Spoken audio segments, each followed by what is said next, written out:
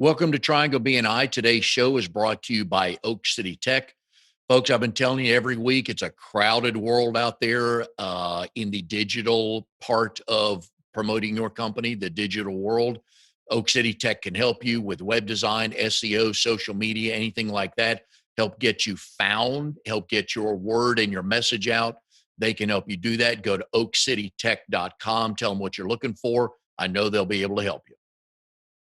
Hi, everybody. My name is Mike Manning. Welcome back to Triangle BNI. Each week, we bring you a small business success story from Triangle BNI. If you are not familiar with BNI, it is Business Networking International, the world's largest networking organization. Our little slice of heaven here in the Triangle is Raleigh, Durham, and Chapel Hill. Each week, about 30 chapters and nearly 600 members get together, and our main purpose is to help each other grow our business. And our small business success story today, you will know him officially as Chris Hendricks with AFLAC, the benefits specialist. We know him as the singing benefits guy. Chris, how are you today? Hey, I am absolutely fantastic. It's already been a beautiful start to 2021. I hope that's true for you as well, Mike. Yep, so far so good. Been working on business plans, goals, things like that. So it's been good so far. Chris is in RDO5. That is Triangle Business Builders. They meet Thursday mornings at 8:15. Right now it's via Zoom. Once we get clearance to start meeting back in person, they meet at the Triangle Shooting Academy. And if you are in the Briar Creek area, if you have a business up that way or just want to meet some wonderful folks that can help you grow your business, that's where they are located. So every Thursday morning at 8:15, please jump on a Zoom call. You're going to meet some good people. All right, Chris, normally I can narrow my guests down to maybe two headers, two titles, two businesses, but I got a full page of things we can get at with you. To say that you have a lot going on would be an understatement, I think. Yeah, I got a lot going on, and I tend to do that on purpose. Idle hands do terrible things, and so I like to keep mine moving. And entrepreneurship and connection just seems to be at the core of everything that I do. So I kind of put that as the centerpiece and let everything else work itself out. I think people will find out as we get into the conversation and they learn more about you. The two things that do show up all the time is storytelling and connecting. So we will get to that. And those are two crucial pieces. One, the connecting part is just the right thing to do. You're helping other people. You ask very little back. You give a lot. We know that from the folks that do know you know that. And then the storytelling, we're going to get into your music and all the different things you have going on. But with AFLAC, you kind of do need to help them tell a story, or they need to tell a story back to you so you can understand how you can help people. That's true. The fact of the matter is that at some point in time, uh, somebody knows somebody who's been hit with the unlucky stick. And that's where AFLAC really comes into play. I mean, it's been a wonderful experience working for them as a company. It's been a wonderful experience being an agent for them. But at the end of the day, it just puts more dollars and cents in other people's, uh, in the people's pockets that need it. And I will serve any way that I can. And if AFLAC is the solution for them, I'm just happy to be the guy that takes care of them. I think insurance is one of those worlds that we don't want to know about. We say we do. We know we need it, whether it's auto insurance, home insurance, health insurance. We say we need it. We all talk a good game, but at the end of the day, we just want to say, just tell me, just handle it and make sure I'm okay. And we hear from our insurance people once a year, but that's not the right way to approach it. Again, most of us are guilty of that.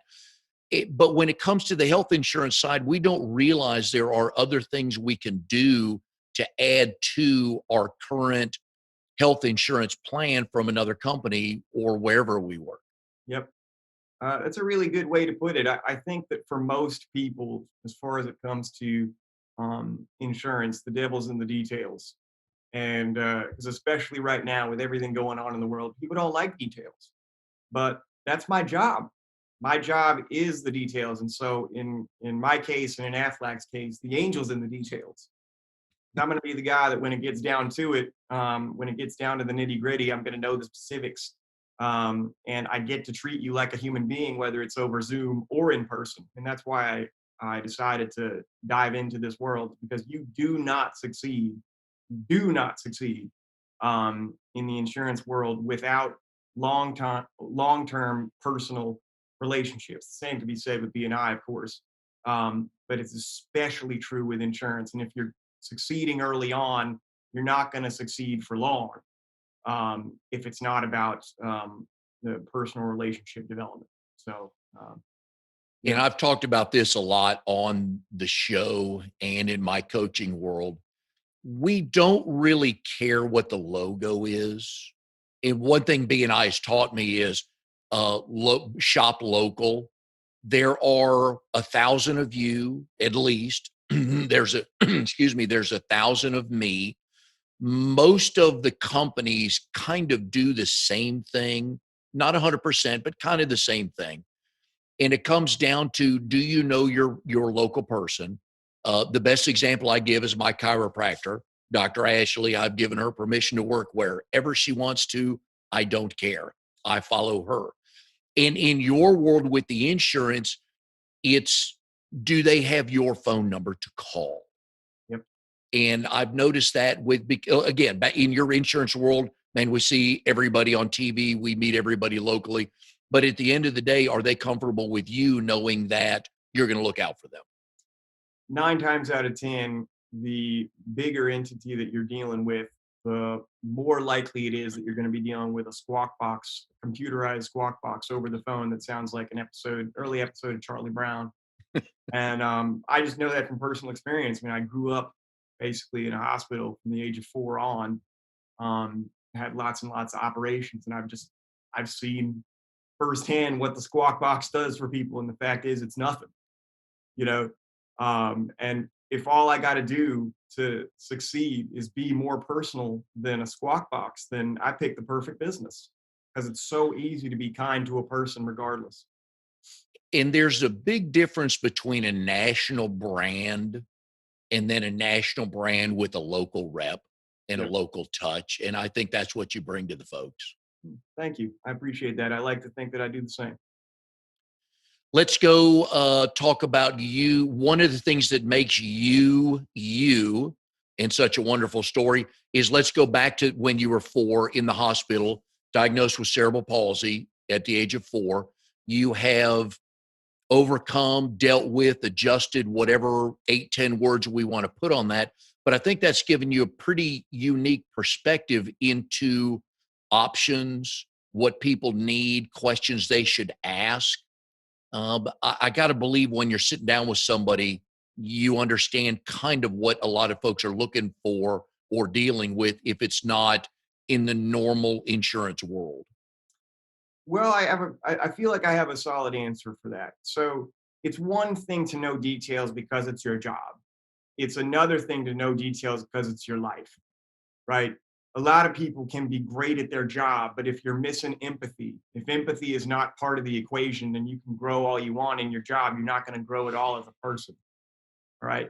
And you cannot avoid growth when the nature of your business is personal relationships. You just can't, because the more personal a relationship gets, the more you're going to take on as a result of that relationship with that other person, the more facets you're going to adopt.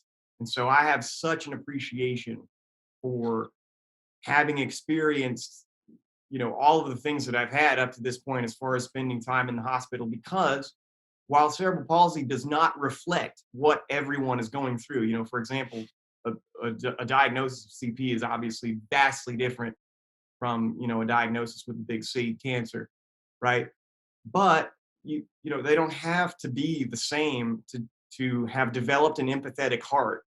You don't have to have experienced the same things, because at the end of the day, the deeper relationships are, the more you realize how similar everyone is, especially in a year like 2020. So, if anything, to answer your question, I just, had I not experienced what I experienced growing up, spending time in hospitals, I would not have been able to go at this job full force. I'm not a numbers insurance agent. I'm a name insurance agent. Right? You're not you're not rewired business coach to me. You are Mike Manning, right? And that is a huge difference today. Looking back on everything you've been through at the age of 4, do you remember that? How much of that time do you remember? And how much do you remember processing when they told you and your family what you are diagnosed with? I remember it very well. And I had an interesting experience. I call it the angry Santa Claus story. And the reason I call it the angry Santa Claus story, I should clarify. Um, I'm really, really appreciative of the doctors and nurses and caregivers that I've had over the years. I had phenomenal care. I went to UNC, I went to Duke, and both of those hospitals took really, really good care of me. But I remember, you know, uh, very distinctly some of the earliest conversations I had around the diagnosis. And the focus around the diagnosis, those initial conversations, were really about the doctors and nurses really made it about the challenges that I was to expect, that I was going to face. They would say things like, it takes 10 times more energy for you to do basic things like take a step. It's going to be more challenging for you to develop friends and develop relationships. How funny! I mean, those people ought to be laughing or rolling around, uh, thinking about that now, considering what I do. But I say that to say it was all about the hardship initially. And I remember even as a 4 or 5 year old, just thinking to myself, how does this person in a white coat with a big, big, big beard come into this place, this hospital room, and tell me as a 4 or 5 year old, even as an adult, that my life's going to be hard. I haven't even had my life yet. It's like this person is a doctor; they're not a fortune teller. And I remember thinking to myself, this person knows so much about my diagnosis, and yet, even though he works here at this hospital, my mom and I parked closer than he did. I remember thinking that. Like it sounds like funny, it sounds like a joke, but I remember going into the office and seeing how close our car was to the hospital and thinking that I'm 5 years old. Here's this guy that's worked here for however many years, and I'm already ahead of the game. So I knew from that moment that if I could bring that kind of perspective to other people, regardless of what business I wound up in, that I would be successful. How much of that attitude comes from your mom, family members, and close friends as you were growing up? Oh, all of it, all of it. We are the 5 people we spend the most time with. We really are. So it says in business and in life. And my mom has been my biggest advocate from the beginning. She's the one that always said I could do anything. I had naysayers in my life, sure, but everybody does. And as different as my life was, again, going back to what we said earlier, it's also very similar to what many other people have experienced. So I don't separate myself in that way, but I am extremely grateful for the immense positive influence that I've had in my life. I mean, energetic. I'm a big energy person. I absorb who's sitting across from me. I can't help it. And and because I know that about myself, I'm very careful about the kind of information um, and perspectives that I absorb. And had it not been, I would not be as protective. I would not be as careful if I didn't have someone like my mom and my friends and my father included. All these people that would constantly say not only that everything was going to be okay, but that I would always figure out a way to adapt. That was really kind of the core because it wasn't about being wishy-washy. It wasn't about being Walt Disney, like, oh, just believe in yourself and it's all going to be okay. No, it was life is life. You are going to experience challenges. That's the reality. But we've already we've already seen you as an adaptive person. I came out of the womb trying to figure out how to breathe, right? Comes natural to a lot of people, wasn't natural for me. Uh, and if I'm forced to adapt immediately the moment I come into the world, then that's my expertise. Whoever I come across, I get to adapt to you. It's the best part about my business too. And we're going to get to the irony of you working at Disney, but we will get to that because, again, anyways, we'll get to that in just a second. We are here with Chris Hendricks, benefits specialist with AFLAC. You know him better as the singing benefits guy. Today's show is brought to you by Oak City Tech. Folks, you're going to need a website. If your clients cannot find you, your potential clients can't find you, it doesn't matter how wonderful your product or service is. Please go to Oak City Tech, tell them what you're looking for. They will help you get that started. And then their other services will help you get found even more. All right, Chris, I enjoy the screw you world stories. And let me say this up front, dude. You and I have known each other for 4 or 5 months now. Michaela introduced us. We're COVID connections because we've never physically met. We know each other through Zoom, which I'm very happy to have that connection with. I have no idea what you've been through. Not even going to start to say it, so I don't, and I'm not even going to pretend to. But I love your stories where you tell the world, you give the world the biggest middle finger they could get, and say, "I'm going to win this battle." And so far, you are, right? Yep. Family, kids, Yep. jobs, passions, side hustles. You got it going on, right? And of course, the looks. I mean, who could turn that down, right? I appreciate that. I mean, I can't take all the credit for that, man. That comes from my mom and dad. I just got lucky there. Um, but I appreciate that. There's a little bit of Johnny Cash in me, a little bit. But all of the good that kind of resistance to naysayers and negativity can bring, right? Right from the get go, we've already kind of dove into this, but people have made assumptions, and my biggest strength in this life has been being underestimated. And I tell that to a lot of people. If someone hires me to give a talk or something, that's really kind of the core messaging, is that if you've ever been underestimated, use that, use it, use it, use it. I think there are so many people that attach value to themselves without it being really a tangible thing.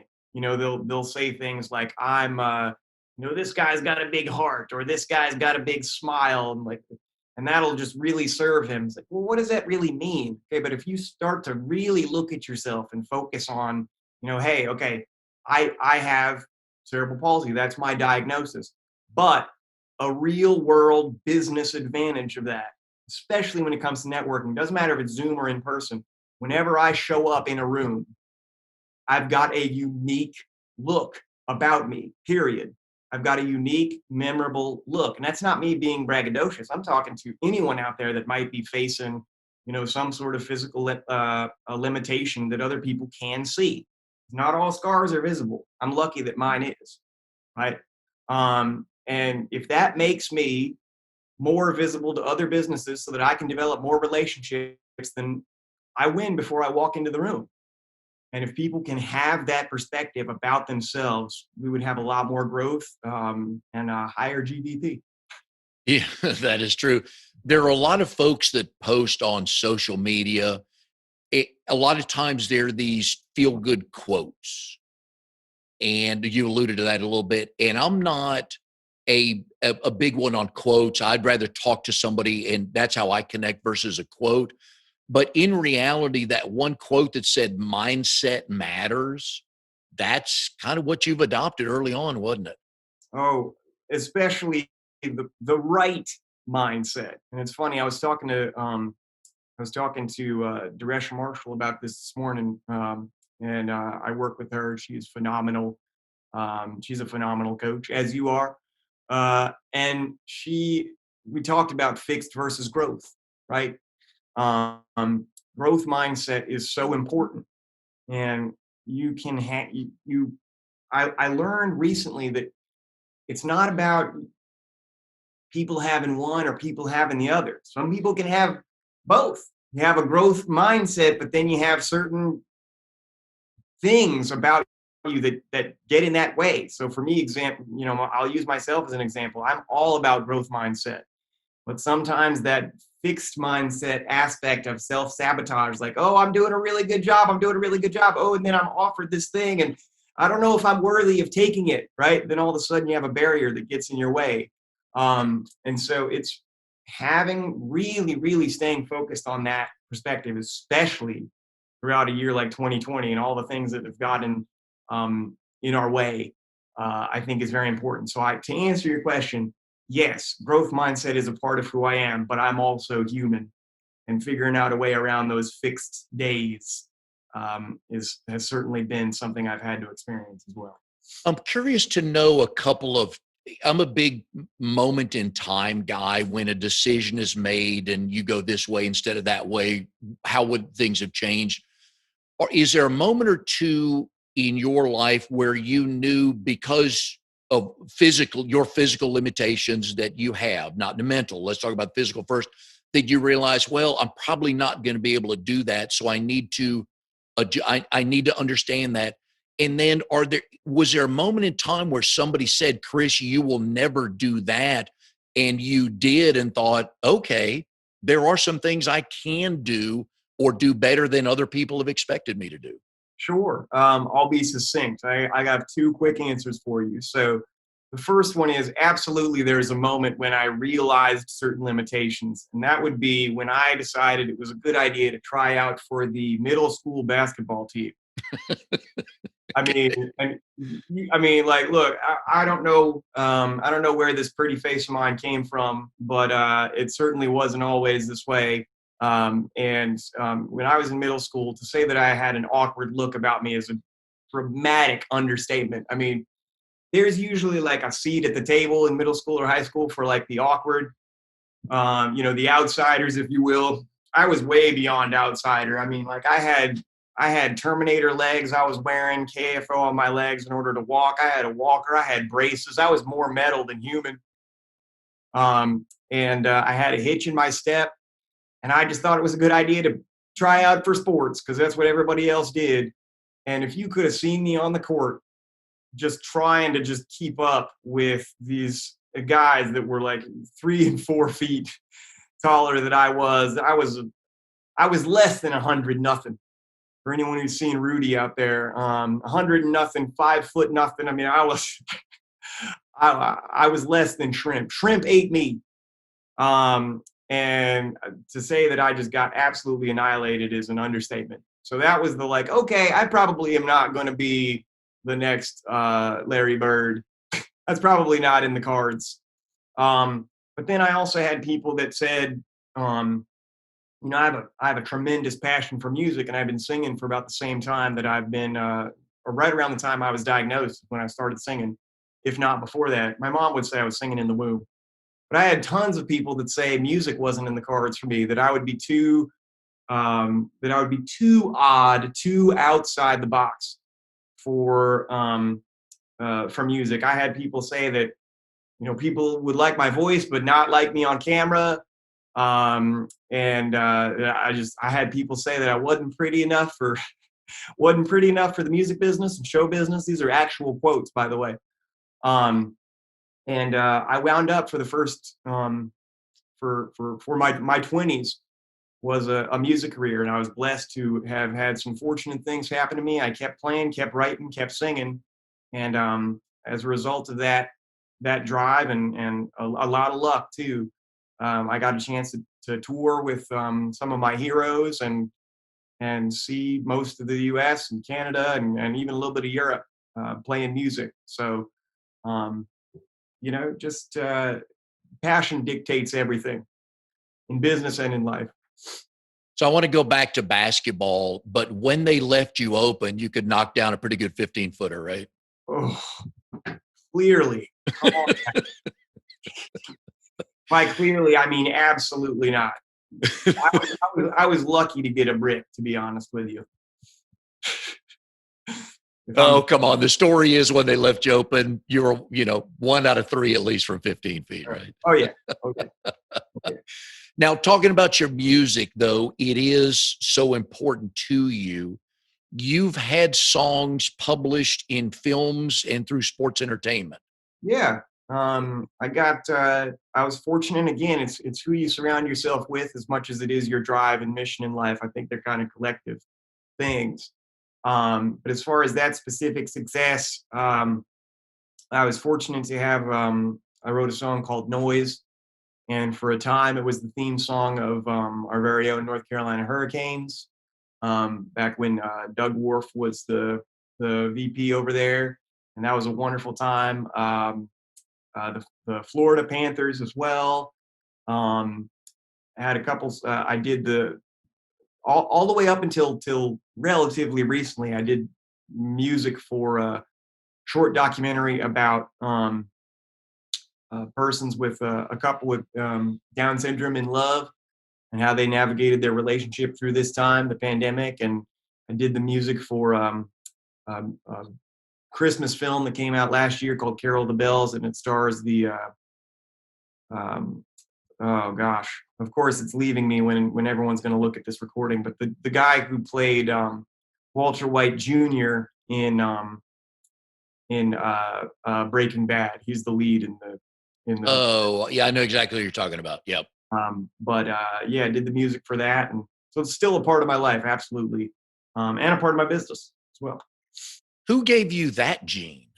That would be my dad. That would be my dad. My mom will admit this and be happy to see this on a public forum. But my mom has a lot of talent. My mom gave me my drive and my determination, but she couldn't hit a tune. If she threw it out of the boat and hoped it would hit water, it would miss. My dad's got the vocal cords. Which is easier to do in public starting out and today? Sing in front of 1,000 people or speak in front of 1,000 people? Hmm. Definitely sing in front of 1,000 people. One, the song is usually 3 to 4 minutes. It takes a little Okay. bit longer than that. And two, if you love the song, you can kind of, there's this moment where you can sort of disappear, and you can be in the zone when you're talking. Don't get me wrong, when you give a speech. But you better focus on the audience too, because if you go in the zone when you're talking and you don't know what you said, and then somebody asks a question, that's a big problem. Writing songs, how much of those came from your personal experiences? All of them. I relationships, as you know, in business and in life, is a really big thing for me. And every good song is a love song. No matter what you think, no matter what you say or think or hear, every good song is either about some aspect of love that worked out or some aspect of love that fell apart. That's the best thing about the music business, the best thing about life. So I can't write something that is not to some degree personal, because I think when you're not personal, people can smell it. If it doesn't feel real to someone, they know how to disconnect from you, and that's not what I'm about. And the Walter White character was Bryan Cranston. Brian That Cranston, just came to me, and I'm used to those moments as well. When you write a song, do you start with do you hear a phrase or do you hear a sound? um, you know what? I hear a phrase usually, and it's there's a rule, and I put rule in quotes. Um, if you start with a couple words or a verse, you'll never finish the song. Start with a chorus, it'll take you several weeks. If you start with the title, you'll be done by lunch. Um, Did not know that. yeah, I try to focus on a title, and just make sure that every word that I write somehow relates back to that title, and that's where all good songs come from. We are here with Chris Hendricks, the singing benefits guy with AFLAC, motivational speaker, small business owner, songwriter, cool dad, cool husband, all that good stuff. Also a member of RDO5, Triangle Business Builders. Today's show is brought to you by Oak City Tech. And folks, social media is a big deal. There's a lot of people on there. Some people posting once a week, some people posting 5 times a day. the team at Oak City Tech can help you understand what you need to get your message out there. It's a crowded world. It's a noisy world out there. So please go to Oak City Tech and talk to them about that. All right, Chris, one of my favorite questions to ask guests, is married guests, is how did you meet your spouse? And do you both tell the story the same way? We would probably tell the story a little bit differently. But I was fortunate to meet my better half, Heather Smith, at an event. I was hired to do an event out in California, and a speaking, performing event. I was opening up for a very famous comedian at the time. And um, when I was right after I'd gotten the event, just before I was headed out that way, Heather had the unfortunate task of calling me and telling me that I would still be able to do the event, but they weren't going to pay me. And I was so happy to have the opportunity that I didn't care. I was so excited to go out to California and do this for this guy and meet them and meet everyone that was associated with it, that it didn't matter to me. And I think that part of the reasons why we connected so well is she was so surprised to hear someone not care that they weren't getting paid. And I think she asked me why, and I said, because I love what I do, and this is doing what I love to do on a really, really big scale, and you couldn't have made me happier. So um, anyway, uh, at the end of that trip, the person who had hired me initially um, asked a friend of his if they could take me to the airport, and Heather called up this person and basically said, "Hey, instead of you meeting Chris at the airport, can or instead of you hanging out with Chris, can I hang out with him instead?" And so she switched places with him. And I was surprised to see her at the end of the week, and we wound up spending the whole day together. And then as I'm flying home, um, my better half will tell you this better than anyone. I'm really, really terrible at signals and interpreting them. And it wasn't until I was on the plane on the way home that I started to think, oh, I think maybe this woman likes me.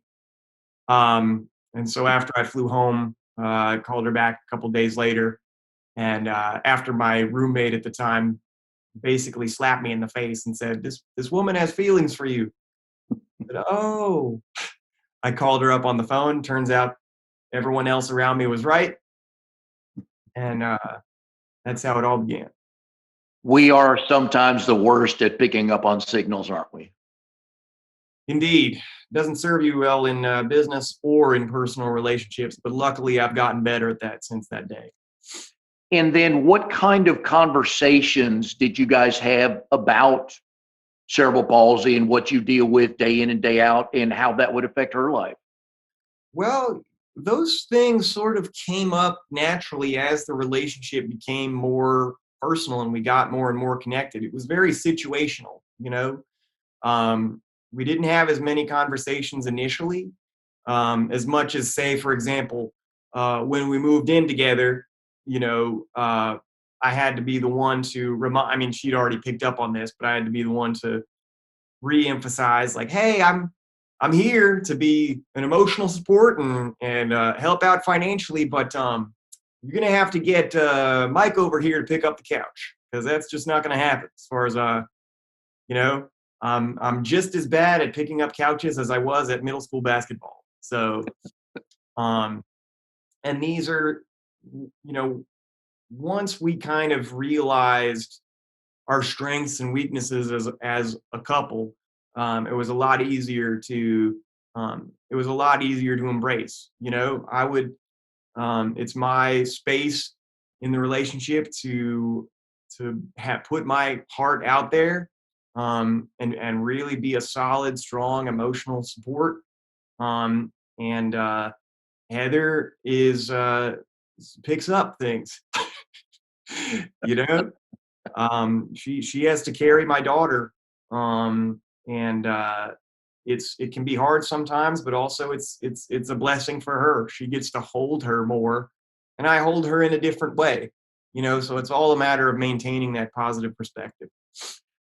And I think one of the neat things the kids will learn is when they see an obstacle or something that they're having to deal with, they're probably going to look at you and go, "Yeah, okay, I can do this too." That's my hope. I want to give them, I want to give my daughter and anyone anyone that I interact with a dose of both hope and reality. It's got to be both. It can't be rose-colored glasses or unintentionally.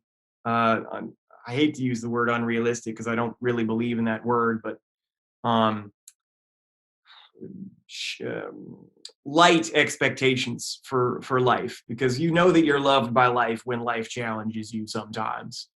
You know that because I personally believe that life doesn't challenge you unless it knows you can overcome it in some way.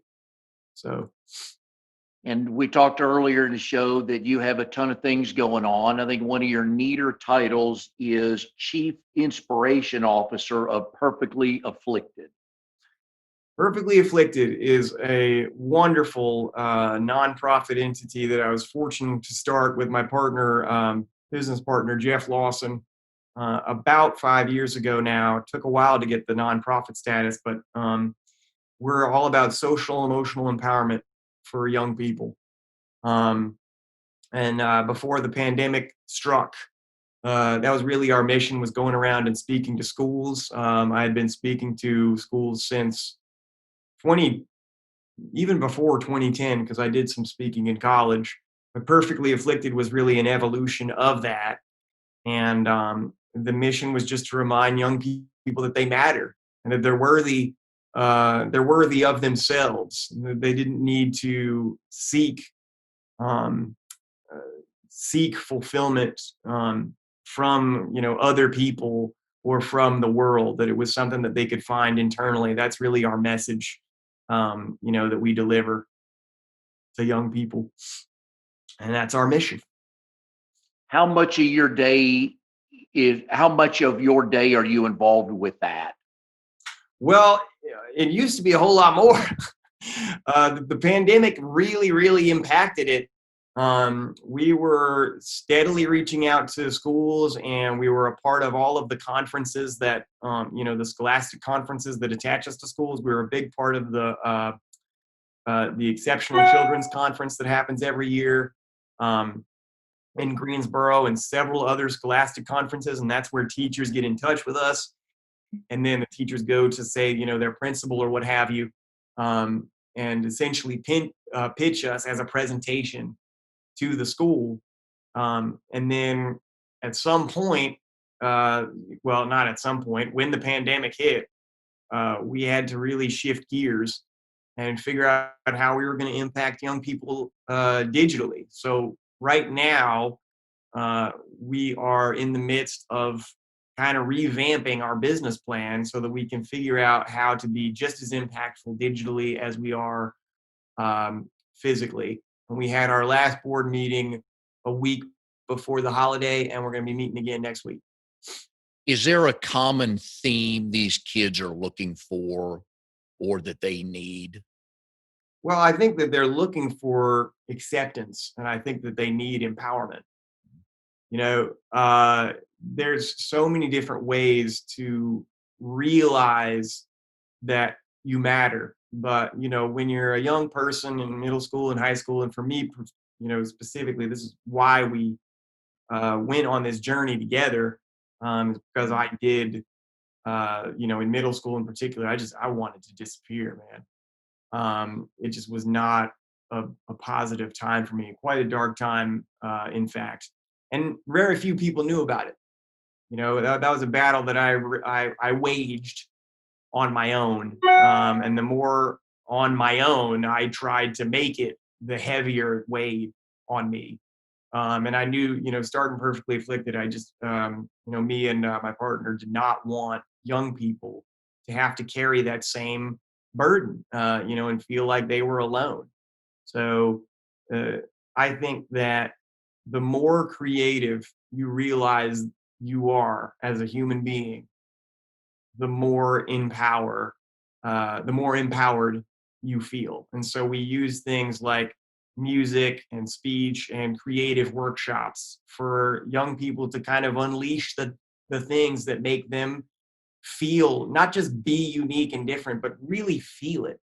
And at the end of the day, if they realize that they're unique because they can play a song or draw a picture, or step a certain way or talk a certain way, whatever it is, whatever their passion may be, that's really what it's about, is unlocking what an aspect of what it is they've always wanted to do. We help them figure that out.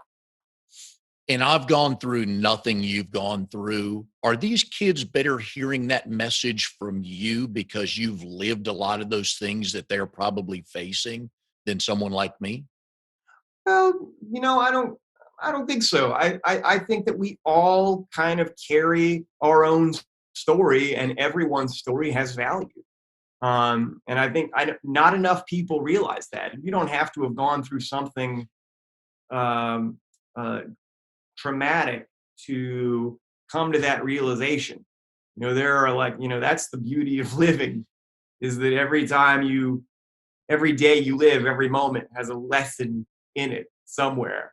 I think the key to it is, as time takes more and more a hold of us, as we grow and as we age, no matter what our audience, we can't talk down to them. You can never, ever, ever talk down to your audience, or assume that they're missing something. You have to see them as creative, resourceful, and whole.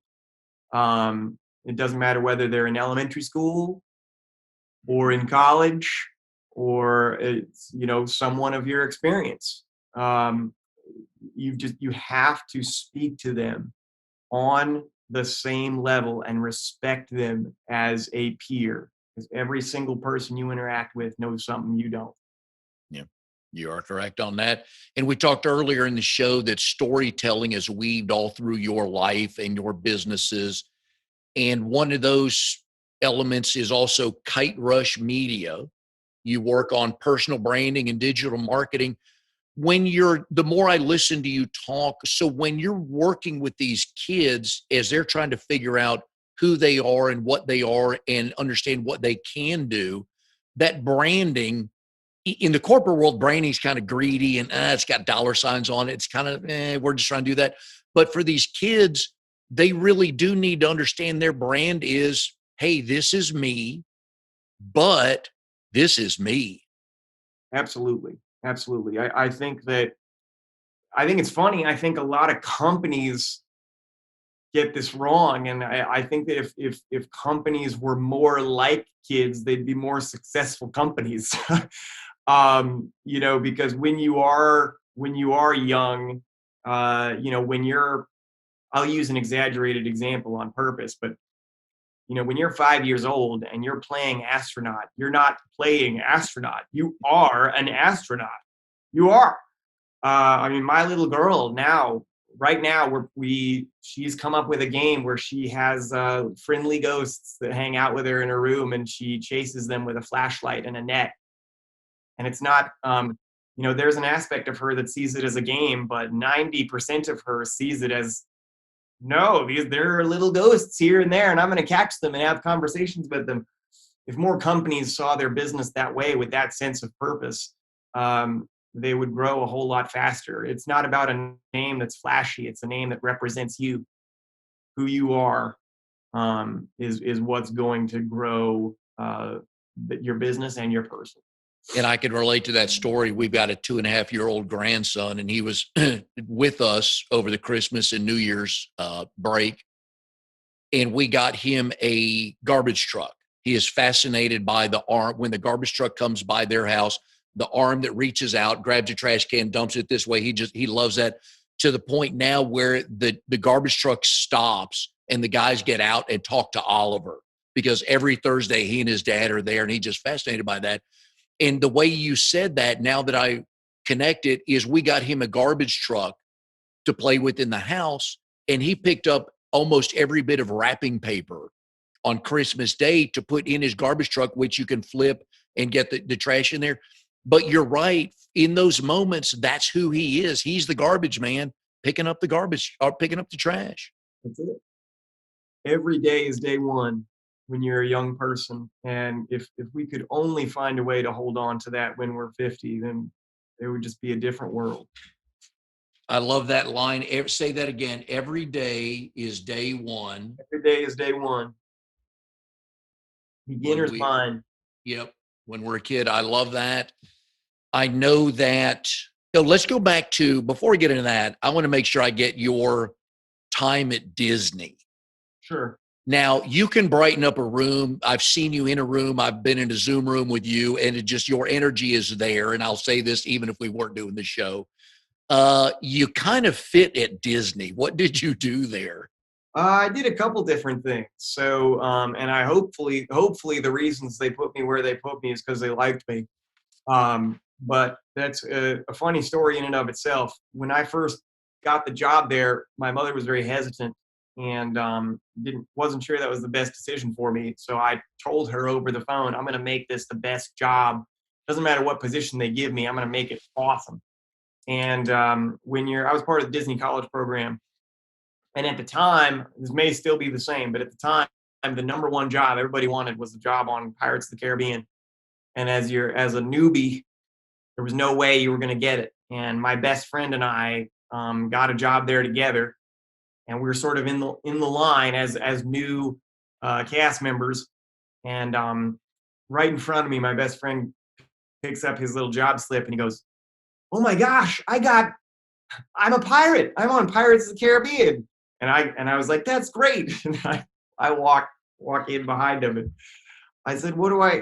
I asked the woman what my job was, and she said something like, "Well, you get to energize people as they walk into the park." And I said, "So what does that mean?" And she was like, "Well, basically, you're a ticket taker."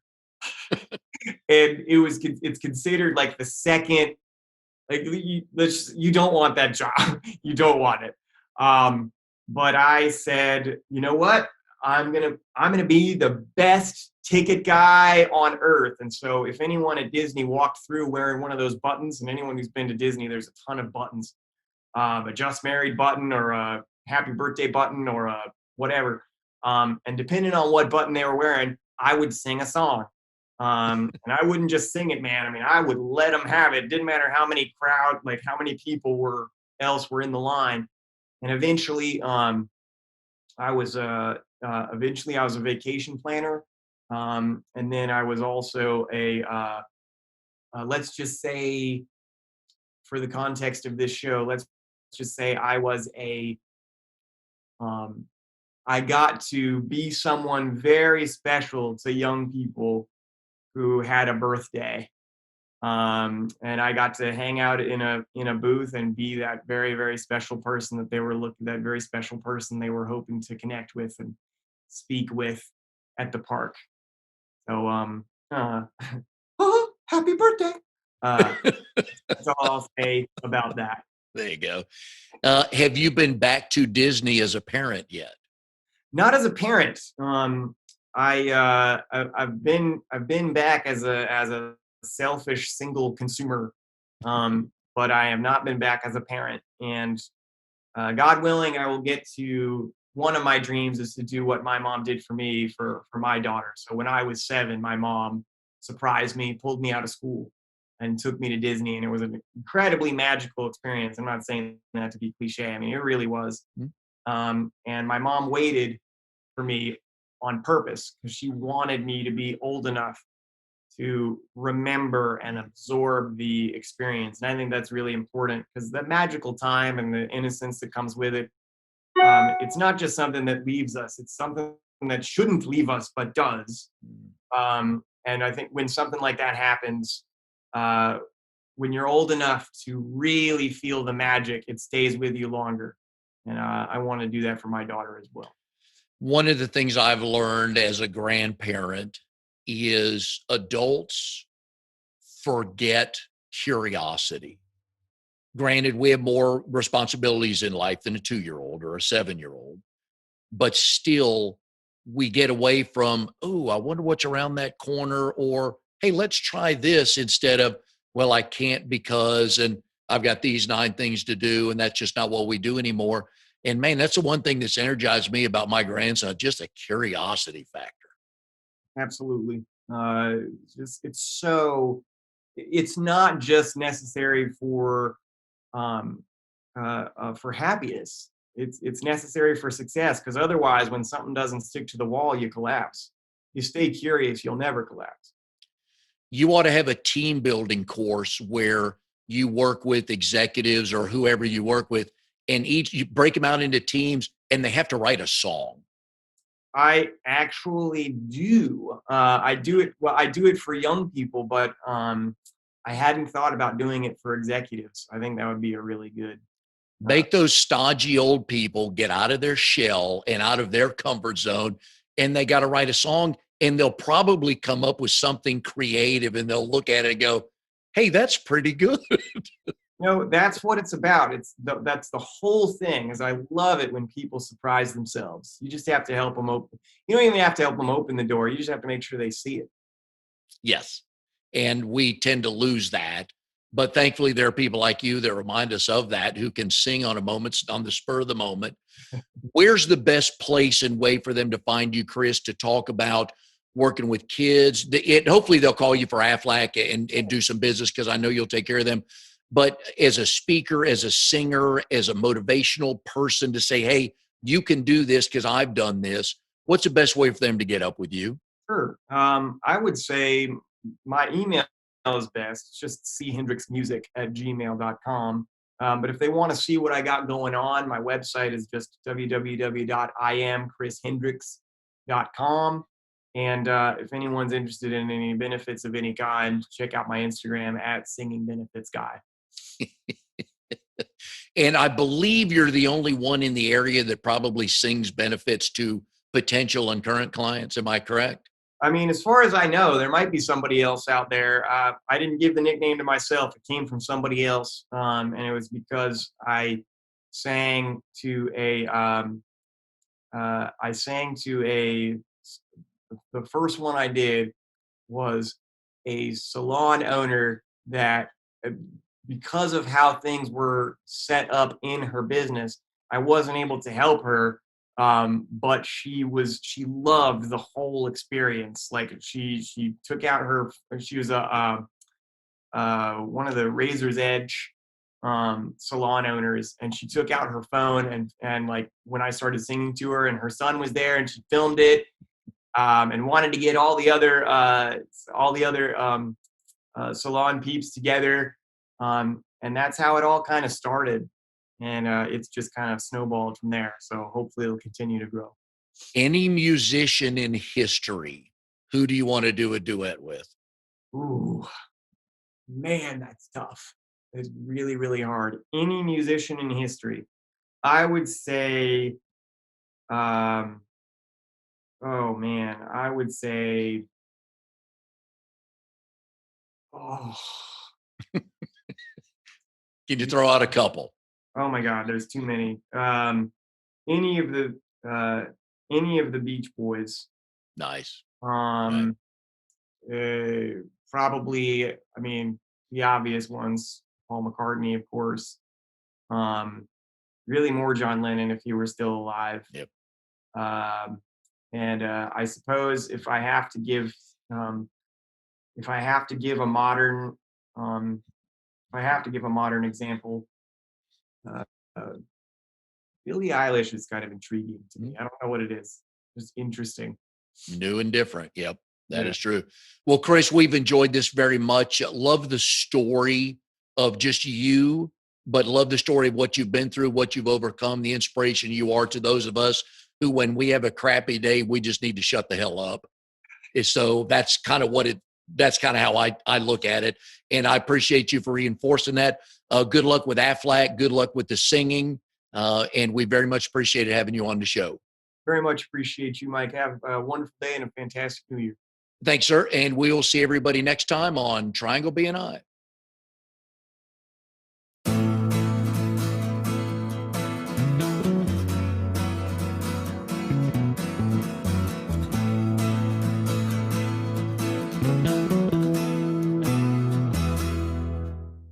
You are tuned to the Nissan Communications Network. If you tuned in too late, you can always watch each program in its entirety or download an MP3 audio file of it in the archives section at nissancommunications.com. Don't forget to subscribe to our YouTube channel, follow us on Twitter, and like us on Facebook. Sponsored by Telestream's Wirecast software, StreamingGear.com, Carolina Apparel, and DeltaForce.net.